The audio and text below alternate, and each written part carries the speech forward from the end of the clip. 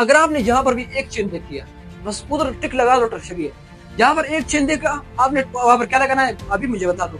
आपने टर्शरी लगाना है। मैं क्या लिखता हूँ यहाँ पर, अमीनो एसिड्स हमारे पास वो ऐसे फोल्डिंग इख्तियार करेंगे, यानी ऐसे जो है कड़ा बनाकर, फिर ऐसे, फिर ऐसे, फिर ऐसे, फिर ऐसे। और हमारे पास जो इनसाइड, हमारे पास ये जो इनसाइड आपको दिखाई दे रहा है, अब इनसाइड क्या है? इनसाइड हाइड्रोफोबिक है, वाटर से दूर भागने वाला, वाटर से वाला स्ट्रक्चर, इसको हम क्या कहेंगे?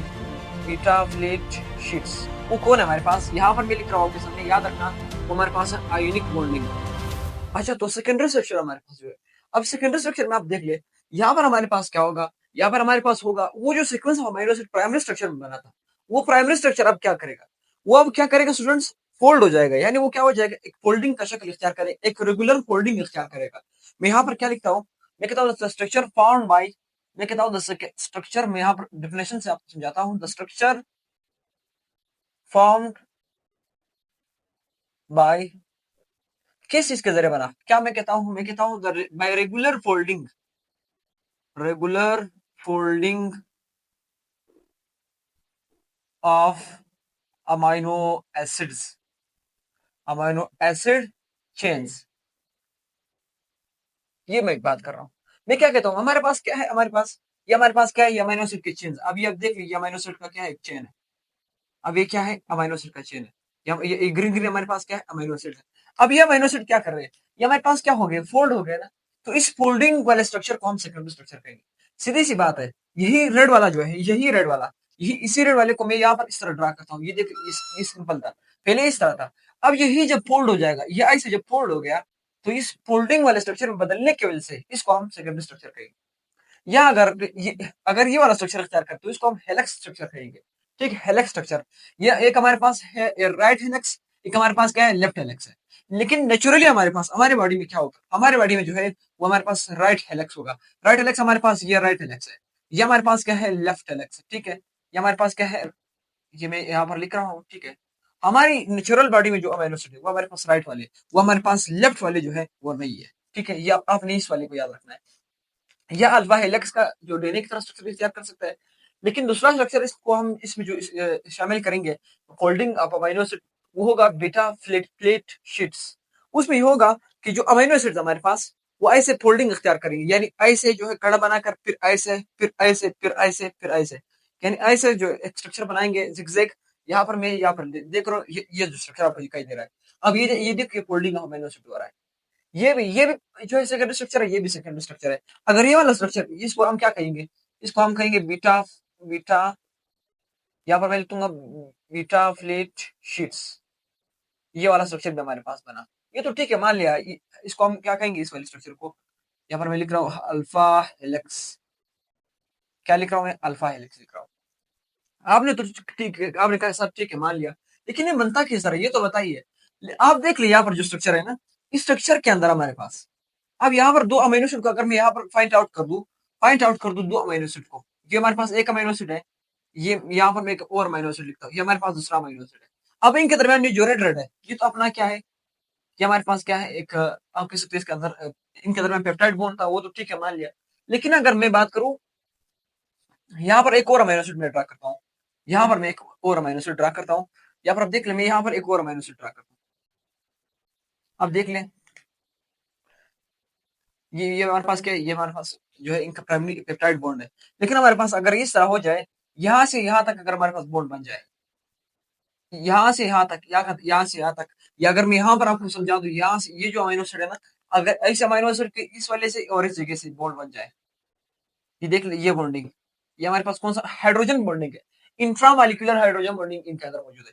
देखिए, जो दो अमीनो एसिड के दरमियान था, दो अमीनो एसिड के दरमियान, ये मैं फिर यहाँ पर आपके सामने फिर ड्रा कर रहा हूँ, ये एक अमीनो एसिड है, ये दो अमीनो एसिड है। अब इनके दरमियान ये जो रेड रेड है, ठीक है, ये तो ठीक है पेप्टाइड बॉन्ड है। ये कौन सा बॉन्ड है? यहाँ पर मैं क्या लिखता हूँ? ये हमारे पास कौन सा बॉन्ड है? पेप्टाइड बॉन्ड है। ये तो ठीक है, मान लिया पेप्टाइड बॉन्ड है। लेकिन हमारे पास जो बॉन्ड यहाँ से यहाँ तक बनेगा, जो बॉन्ड यहाँ से यहाँ, इस फोल्डिंग के अंदर इन पेप्टाइड्स के दौरान जो बनेगा ये बॉन्ड, इस बॉन्ड को फिर क्या नाम देंगे? इसको फिर हम नाम देंगे किसका? Intramolecular hydrogen bonding. Intramolecular, intra का मतलब क्या है? खुद अपने चेन के अंदर ही। देखिए, इंट्रा का मतलब खुद ही उसके अंदर अपने एक ही चेन के अंदर जो बॉन्ड बन रहा है, intra molecular hydrogen bonding, hydrogen bonding मैं यहाँ पर लिखूंगा। ये हो गया इसका स्ट्रक्चर, ठीक है। ये अल्फा हेलिक्स और बीटा प्लेट शीट्स। अब इसके हवाले से इस एक हेलिक्स के अंदर हमारे पास कितने नंबर ऑफ अमीनो एसिड होंगे? हमारे पास एक हेलिक्स के अंदर कितने अमीनो एसिड्स है? मैं यहाँ पर लिखता हूँ 3.6 अमीनो एसिड होंगे एक किसके अंदर, एक हेलिक्स के अंदर। अब आप हिसाब लगाए, आप आपसे स्क्रीन में जितने भी हेलिक्स का जो पूछा जाए, आपने इसको 3.6 से मल्टीप्लाई कर देना है।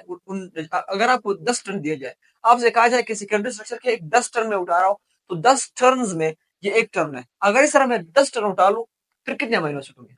आपने क्या करना है, आपने 3.6 को क्या करना है, 10 से मल्टीप्लाई कर देना है। क्या करना है, 10 से मल्टीप्लाई करके आपके साथ क्या आएगा, 36 अमीनो एसिड आएंगे। ये कितना हो गया, 36 अमीनो एसिड हमारे पास आ गए। अमीनो एसिड हमारे पास क्या हो गए, आ गए 36 अमीनो एसिड्स। ये तो हो गए, मैंने इसके बारे से ये चीज बता दी।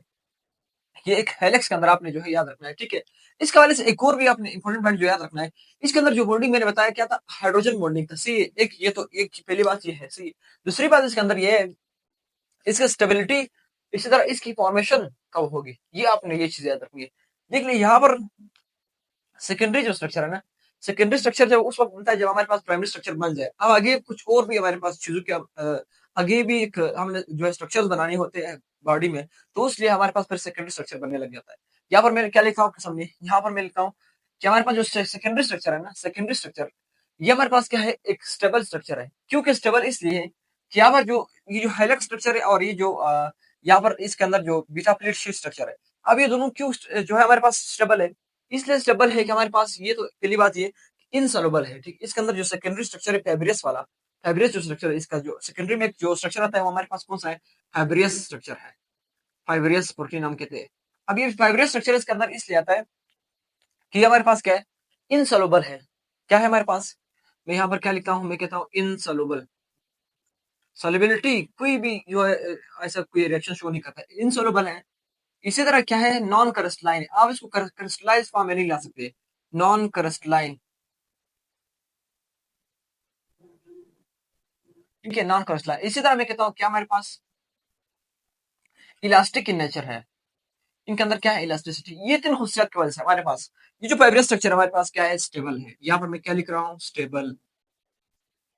ये आपको क्या है, याद रखना है। अब इसके अंदर हमारे पास एग्जांपल्स आएंगे, ठीक, वो तो हम पढ़ेंगे, लेकिन इससे पहले मैं कुछ और भी चीजें आपसे बता दूं आपको। वो ये है हमारे पास इसकी मैं इसकी इंपॉर्टेंस बता रहा हूँ आपको, ठीक है।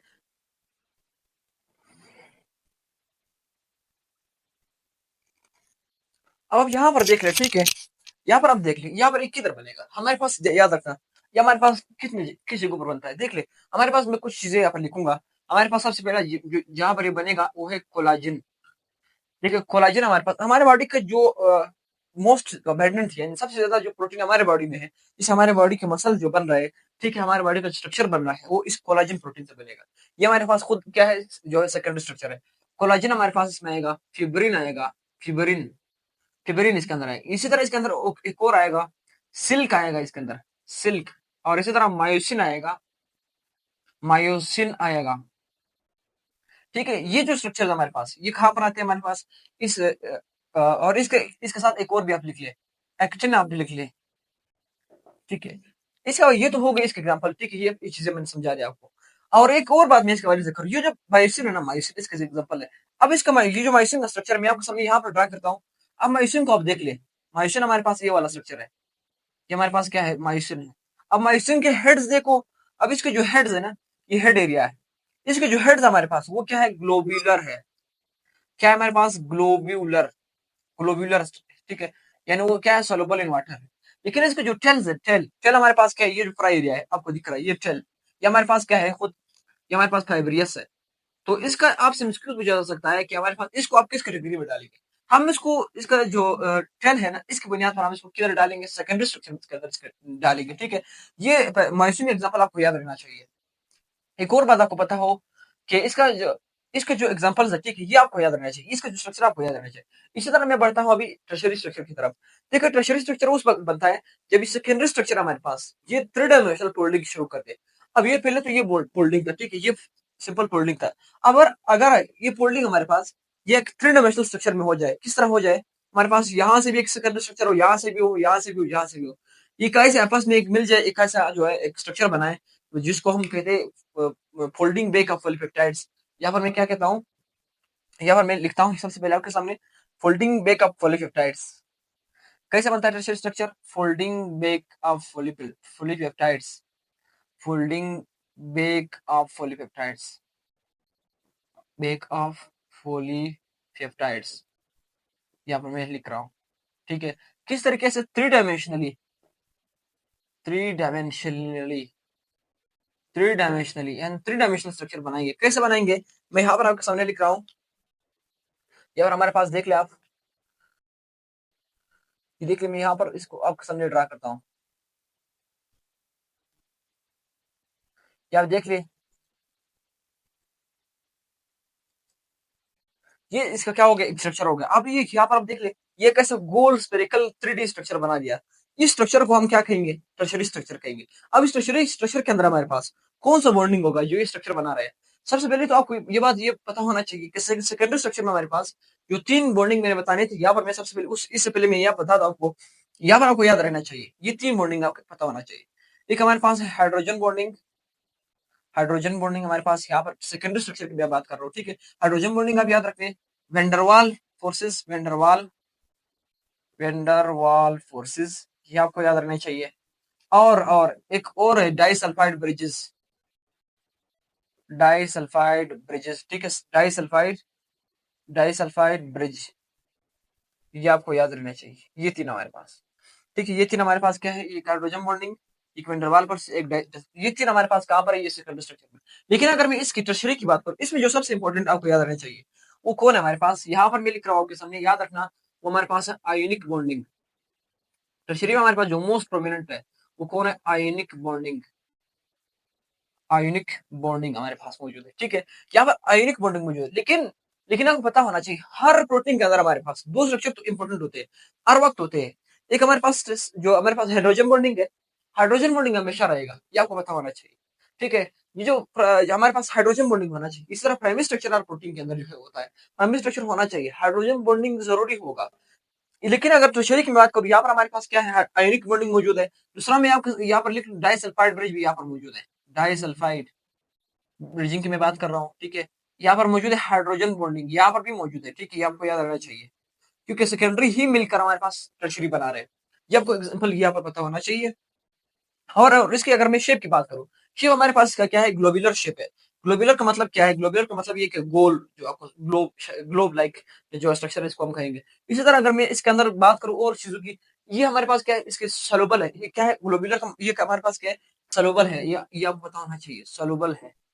क्या है? सलूबल, टर्शियरी स्ट्रक्चर में सॉल्युबल इन वाटर है, सॉल्युबल इन वाटर है।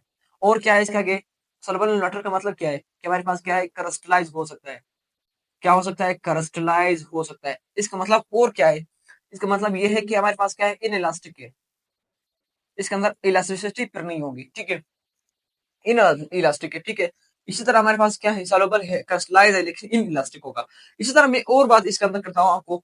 यहाँ पर इसका जो है, अभी देख ले, अगर मैं इसकी बात करूँ, ये जो स्ट्रक्चर हमारे पास, इसके जो आउटसाइड एरिया है ना, ये वाटर की तरह होता है।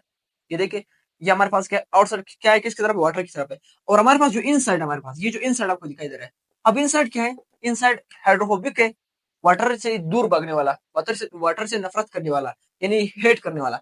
जो आउटसाइड हमारे पास वो हाइड्रोफिलिक, वो वाटर से लव करता है, प्यार करता है, उसको जो है इससे इसकी तरफ अट्रैक्शन करता है। ये जो स्ट्रक्चर हुआ है ना, ये टर्शियरी स्ट्रक्चर, ये बहुत इंपॉर्टेंट रोल है, क्योंकि पानी के साथ इसका बहुत ज्यादा राबिता होता है, इसलिए इसका इम्पोर्टेंस है। देखिए, हमारे पास मैंने कहा क्या है? आउटर हमारे पास जो है, आउटर हमारे पास क्या है? आउटर हमारे पास क्या है? सलोबल है, हाइड्रोफिलिक है।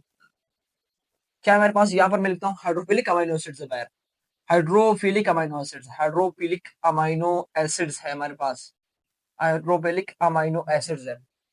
लेकिन इनसाइड हमारे पास जो है, ये जो इनसाइड आपको दिखाई दे रहा है, इनसाइड हमारे पास क्या है? यहाँ पर मैं लिखता हूँ इनसाइड हमारे पास क्या है? इनसाइड आप देख लिए, हाइड्रोफोबिक है, हाइड्रोफोबिक अमाइनो एसिड्स है, हाइड्रोफोबिक अमाइनो एसिड्स मौजूद है। ये हमारे पास क्या हुआ? इसका स्ट्रक्चर हुआ। ठीक है, यहाँ पर मैं एक और चीज आपको बता दूं कि टर्शियरी स्ट्रक्चर हमारे पास जो है, उसमें एक चेन होता है। ये हमारे पास क्या है? एक folding bag of polypeptide students, एक फोल्डिंग बैग ऑफ पॉलीपेप्टाइड, उसको टर्शियरी कह दिया, ठीक है, मान लिया। लेकिन इसके अंदर एक और चीज मैं आपको बता दूं, यहाँ पर जो है हमारे पास ये तो ठीक है, मान लीजिए इसके अंदर ये बॉन्डिंग ये चीजें, जैसे एग्जांपल की तरफ मैं आता हूँ, देख ले आप इसमें आपके जो एंजाइम वो टर्शियरी स्ट्रक्चर है। एंजाइम आपका मायोग्लोबिन याद रखना, मायोग्लोबिन भी सिंगल चेन है। या एक चीज ये से आपको कंसेप्ट क्लियर ही करवा देता हूँ। अगर आपने यहाँ पर भी एक चेन देख लिया, बस उधर टिक लगा दो टर्शरी है। जहां पर एक चेन देखा आपने, वहां पर क्या लगाना है अभी मुझे बता दो। आपने टर्शरी लगाना है, मैं क्या लिखता हूँ यहाँ पर, यहाँ पर मैं क्या लिखता हूँ, आपने टर्शरी लगाना है। यहाँ पर मैं क्या लिखता हूँ, टर्शरी। टर्शरी के अंदर क्या होगा, जब भी आप सिंगल चेन देखो, सिंगल चेन देखो, बस आपने टर्शरी लगाना है। ये इसका एक ट्रिक मैंने बता दिया, सिंगल चेन आपने देखना है बस, सही ठीक है। मैं अभी आगे इसके एग्जांपल मैंने यहाँ पर लिखवाए थे आपको, यहाँ पर मैं एक एग्जांपल यहाँ पर लिखता हूँ, यहाँ पर मैं एग्जांपल यहाँ पर लिखता हूँ। क्या मैंने इसके अंदर हमारे पास आता है, एंजाइम्स हमारे पास आते हैं, ठीक है। एंजाइम्स हमारे पास आते हैं, हार्मोन्स हमारे पास आते हैं, हार्मोन्स हमारे पास आते हैं। इसी तरह इसके अंदर हमारे पास मायोग्लोबिन आता है। मायोग्लोबिन के अंदर हमारे पास क्या है, एक चेन मौजूद है। क्या मौजूद है, ये जो मायोग्लोबिन इसके अंदर एक चेन मौजूद है, जो 154 अमीनो एसिड से बना है, 154 अमीनो एसिड से बना हुआ है। एक ही हमारे पास ये जो चेन मौजूद है, ये इसके अंदर ये मौजूद है, ठीक है। एक और जो इस एंजाइम्स है हमारे पास, हार्मोन्स है, मायोग्लोबिन है। आप इन तीनों को भी याद रखिए, बहुत इंपॉर्टेंट, ये यहाँ से इंपॉर्टेंट वाले ये लोग उठाते हैं, ठीक है। ये तो हो गया टर्शरी स्ट्रक्चर। इसी तरह अभी मैं क्वार्टनरी स्ट्रक्चर की तरफ बढ़ता हूँ। देखिए क्वार्टनरी स्ट्रक्चर हमारे पास कब बनेगा, आप जहां पर भी जो है एक से ज्यादा चेन देख लो, आपने उसको क्वार्टनरी करना है। मैंने क्या कहा, मैंने टर्शरी में आपको बताया कि अगर एक चेन आप जहां पर भी देख लो उसको टर्शरी क्लिक कर दो, बस कोई आप अंके बंद करके वहां पर लगा दो एक चेन, ठीक है। लेकिन अगर आपने एक से ज्यादा चेन दी तो आप अंके जो है बंद करके इसको टिक लगा दो। आप ऐसे करना है जैसे मैंने अभी आपको समझाया। यहाँ पर आप देख ले क्वार्टनरी में मैंने क्या कहा, जब हमारे पास more than one polypeptide chain आ जाए, more than one polypeptide chains, more than one polypeptide chain, more than one polypeptide chains, मैं यहाँ पर लिखा हूँ more than one polypeptide chains, peptide chains हमारे पास जब आ जाए, फिर हम इसको क्या कहेंगे, फिर हम इसको कहेंगे क्वार्टरनरी स्ट्रक्चर। मैंने क्या बात की, ये मेरे पास एक टर्शरी स्ट्रक्चर था, आपको पता है ना, ये तो मैंने आपको समझाया है। ये एक अभी दूसरा यहाँ पर आ गया, ये भी टर्शरी है। ये भी किसको ड्रा करो, ये हेमोग्लोबिन है, ठीक है। हेमोग्लोबिन इस तरह स्ट्रक्चर है। ये हमारे पास क्या है, दूसरा हेमोग्लोबिन, ये देखिए, ये भी एक टर्शरी स्ट्रक्चर है। अब एक दो तीन चार, चार स्ट्रक्चर मिलेंगे, एक एक चेन, दो चेन, तीन चेन, चार चेन, एक से ज्यादा चेन आए तो क्वार्टनरी हुआ। ये जो स्ट्रक्चर मैंने ड्रा किया, ये जो स्ट्रक्चर है, ये हमारे पास किसका है, ये हमारे पास हेमोग्लोबिन का है। किसका है, हेमोग्लोबिन का है। किसका, हेमोग्लोबिन का। हेमोग्लोबिन का जो स्ट्रक्चर हमारे पास ये वाला है, ये वाला जो स्ट्रक्चर मैंने ड्रा किया, ठीक है, ये स्ट्रक्चर हो गया। अब यहाँ पर आप देख रहे हैं, यहाँ पर जो मेन बॉन्डिंग है वो हाइड्रोफोबिक इंट्रक्शन है। वो किस तरह हाइड्रोफोबिक इंट्रक्शन हमारे पास जो है, वो यहाँ पर इस तरह बनती है कि हमारे पास जो आर ग्रुप अमीनो एसिड के वो मिलकर ये बॉन्ड बनाएंगे, वीक हाइड्रोफोबिक इंट्रक्शन। मैंने कहा मैं कहता हूँ यहाँ पर आप समझे, मिसाल के तौर पर मैं समझाने के लिए कह रहा हूँ, ठीक है, ऐसा अपनी के, ठीक है। ये अमीनो एसिड था, ठीक है, यहाँ पर एक अमीनो एसिड का क्या है, आर ग्रुप है। क्या है, आर ग्रुप है। यहाँ पर अभी दूसरे अमीनो एसिड का क्या है, आर ग्रुप, यहाँ पर दूसरा मौजूद है, ये देखिए, ये क्या है, आर ग्रुप। ये तक आप तो देख रहे होंगे इस चीज को। अब इन आर ग्रुप्स के दरमियान हमारे पास क्या बन रहा है, एक बॉन्डिंग बनेगा, उसको कहेंगे वीक हाइड्रोफोबिक इंट्रक्शंस।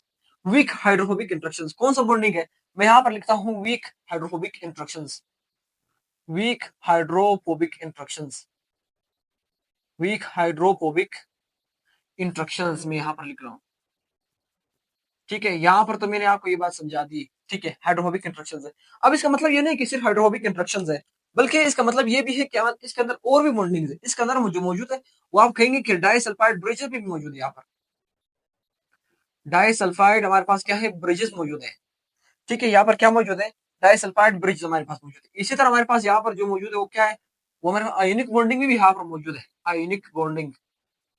ये सारे बॉन्डिंग यहाँ पर मौजूद, लेकिन इसमें जो सबसे इंपॉर्टेंट हम लेते हैं, जो जिस बॉन्डिंग जो बॉन्ड यहाँ से शुरू होगा वो हमारे पास कौन सा है, वो हमारे पास, ये हमारे पास क्या है, वीक हाइड्रोफोबिक इंट्रक्शंस।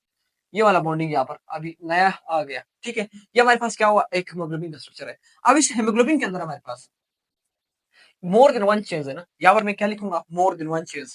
पहली बात आपको ये पता होना चाहिए, मोर देन वन चेंज अगर आ जाए फिर क्या होगा, मोर देन वन चेंज, ये बात आपको पता होना चाहिए, ठीक। हाइड्रोफोबिक इंट्रक्शन आ गई।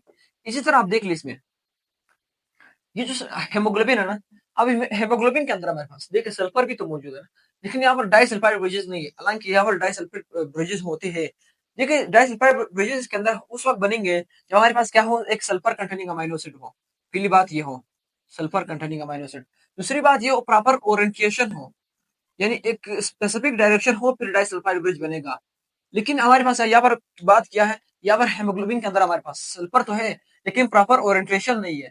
इसीलिए यहाँ पर हेमोग्लोबिन के अंदर क्या है, no disulphide bridge, no disulphide bridge. यहाँ पर मैंने क्या लिखा, नो डाइसल्फाइड ब्रिज, यहाँ पर कोई डाइसल्फाइड ब्रिज नहीं है। यहाँ पर ये बात आपको समझ आ गई, क्योंकि प्रॉपर ओरिएंटेशन नहीं है कि सल्फर और सल्फर यहाँ पर इस तरह मिल जाए, क्योंकि एक सल्फर हमारे पास यहाँ पर मौजूद है, एक यहाँ पर मौजूद है। अब यहाँ पर इनके दरमियान क्या है, प्रॉपरली बॉन्डिंग नहीं बन सकता है। हालांकि सल्फर मौजूद है लेकिन प्रॉपर डायरेक्शन नहीं, ओरिएंटेशन नहीं, इसलिए इसमें जो है वो वाला बॉन्डिंग पर नहीं बनेगा हेमोग्लोबिन के अंदर। ठीक है, डाइसल्फाइड ब्रिज यहाँ पर नहीं बने। जैसे मैंने कहा था यहाँ पर के अंदर जो बन रहा है ये जैसे स्पेसिफिक ओरिएंटेशन है, इसी तरह हमारे पास एक हमारे पास क्या है, मैं यहाँ पर एक और लिखता हूँ। यहाँ पर हमारे इसके एग्जाम्पल में जो आता है हमारे पास क्या आता है, इंसुलिन आता है। ठीक है, हमारे पास इसी तरह इंसुलिन के साथ साथ हमारे पास कौन कौन आता है इसके अंदर, हमारे पास एंटीबॉडी। अब एंटीबॉडी के अंदर हमारे पास क्या है, डाइसल्फाइड ब्रिज बन रहा है। ठीक है, एंटीबॉडी के अंदर, अब एंटीबॉडी में ये जो स्ट्रक्चर है एंटीबॉडी का, यहाँ पर हमारे पास क्या है, एंटीबॉडी का स्ट्रक्चर है। अब एंटीबॉडी में हमारे पास ये जो डाइसल्फाइड ब्रिज यहाँ पर इन दो चेन्स के दरमियान जो बन रहा है, ये डाइसल्फाइड ब्रिज जो इस ब्लैक वन और इस ब्लैक टू के दरमियान जो बन रहा है, क्योंकि उनका सल्फाइड भी मौजूद है, प्रॉपर डायरेक्शन भी मौजूद है। क्यों, अभी मैं आपको समझाता हूँ कि ये मेरे पास दो सल्फर है। ठीक है, अगर मैं आपसे कहूँ कि बॉन्ड बनने किस तरह बनाएंगे, भाई एक इस तरफ जा रहा है दूसरा इस तरफ जा रहा है सल्फर, क्या ये बॉन्ड बनाएंगे, नहीं बनाएंगे। उस वक्त बनाएंगे जब ये ऐसे डायरेक्शन में आ जाए, फिर डाइसल्फाइड ब्रिज बनेगा। अगर एक ऐसा जा रहा है दूसरा इस तरफ जा रहा है, सल्फर मौजूद भी हो, कोई ब्रिज नहीं बनेगा। यहाँ पर एंटीबॉडी के अंदर क्या बनेगा, यहाँ पर जो है ब्रिज बन जाएगा, डाइसल्फाइड ब्रिज यहाँ पर बनेगा। ठीक है, ये आपको याद रहना चाहिए। यहाँ पर कौन कौन आता है, इंसुलिन आता है, एंटीबॉडी आता है, हेमोग्लोबिन आता है, हेमोग्लोबिन आता है। ठीक है, ये एग्जाम्पल आपको याद रहने चाहिए। और इसके साथ साथ जो है लेक्चर को हम क्या करते हैं, खत्म कर देते हैं। अगर आपको लेक्चर के हवाले से कोई भी प्रॉब्लम हो तो आप मुझे कमेंट बॉक्स में बताइएगा।